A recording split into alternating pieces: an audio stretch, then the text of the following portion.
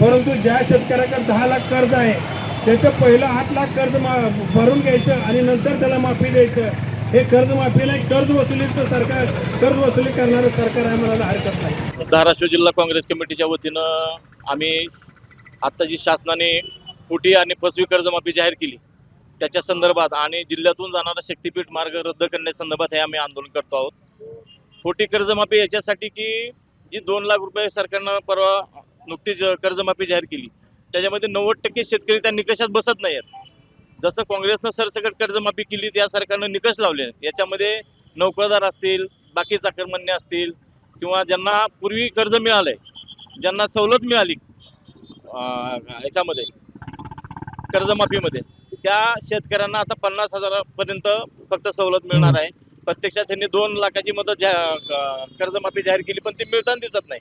आणि मला वाटतं की पूर्णतः फसवेगिरी आहे सरकारची आणि शेतकऱ्याच्या तोंडाला पानं पुसण्याचं काम सरकारनं केलेलं आहे. या जिल्ह्यामध्ये अतिवृष्टी झाली त्याची मदत अजून मिळालेली नाही, पीक विम्याचा प्रश्न अजून मिटलेला नाही आणि त्यात ही अजून फुटी कर्जमाफी. म्हणून आम्ही आमचं स्पष्ट म्हणणं काँग्रेस पक्षाच्या वतीने की सरसगट जसं आम्ही 72,000 कोटीची काँग्रेसने कर्जमाफी जाहीर केली तशी या सरकारने सरसगट कर्जमाफी जाहीर करून 2 लाखापेक्षा जास्त मदत त्या शेतकऱ्यांना व्हावी एवढी आमची विनंती आहे. दुसरा शक्तीपीठ मार्गाचा विषय, राज्यातील 12 जिल्हे आणि धाराशिव जिल्ह्यातील 18 गावातून हा शक्तीपीठ मार्ग जातो.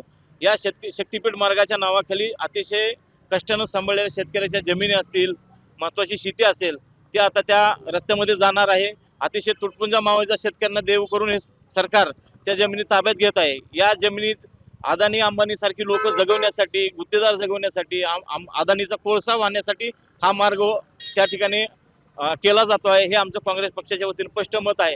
दुसरा विषय, हा मार्ग 20 ते 25 फूट उचलून आहे ज्याच्यामुळे भविष्यात शेतकऱ्याच्या पोराला त्या रोडला टपरी सुद्धा पानाची टाकता येणार नाही.